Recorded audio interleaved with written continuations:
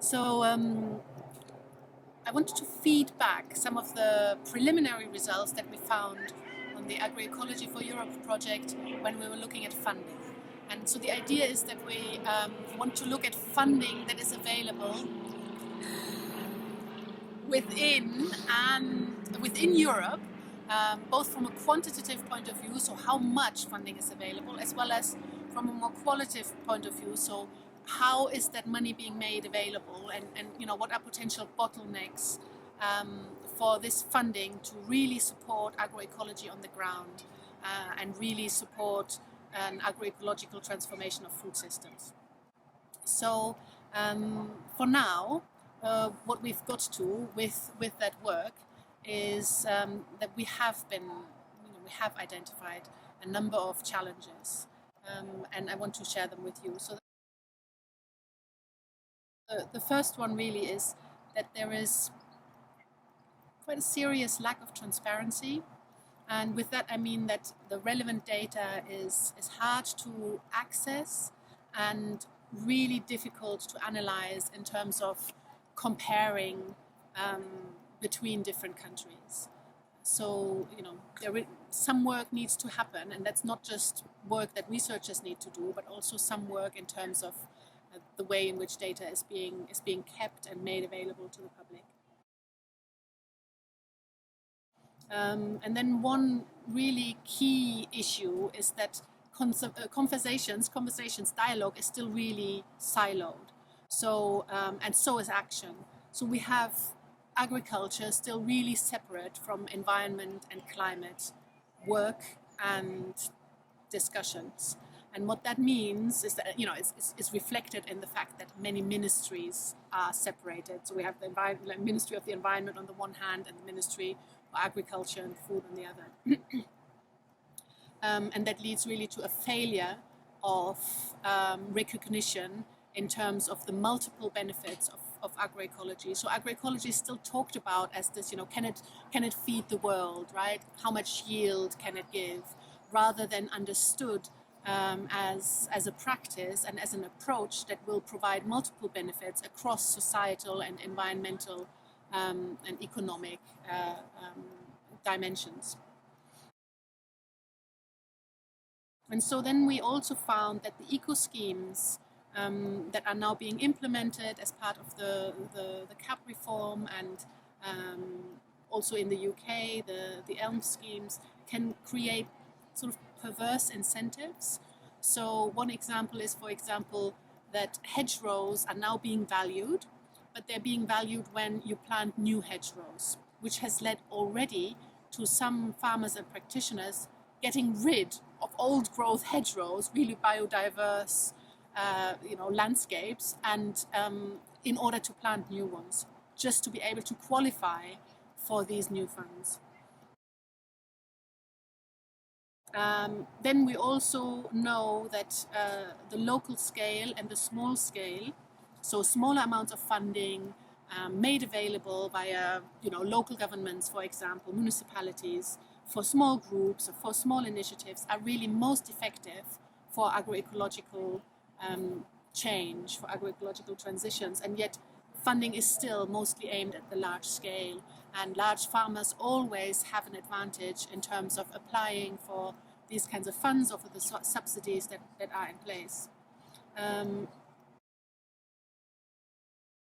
We've also learned that flexibility in funding is really important. So what I mean with that is that sometimes funding rules can be very rigid and sort of imposed top down without a kind of conversation on what's actually happening on the ground. So we have these things, for example, that agroforestry is now a little bit more valued, and so you can get a little bit of funding for planting trees on your land.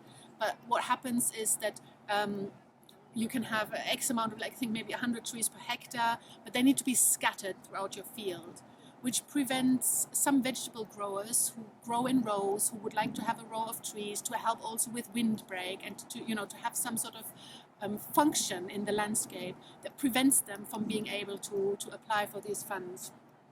And vice versa, if you have an orchard, you have to plant your trees in rows, and that prevents these much more innovative on different kinds of approaches, for example, like food forests, as is practiced in permaculture, from actually even qualifying for some of these funds that are available.